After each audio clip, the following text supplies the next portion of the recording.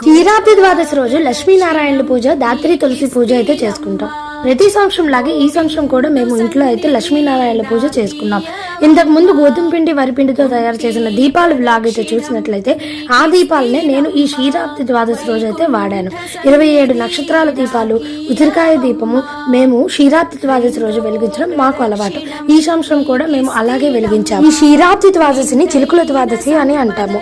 మేము పూజ అంతా అయిపోయిన తర్వాత ఒక చెరుకు గడను తీసుకొని, పాలను తీసుకొని ధాత్రి తులసి మీద, లక్ష్మీనారాయణుల మీద ఈ విధంగా చిలుక అయితే దంచుతాము.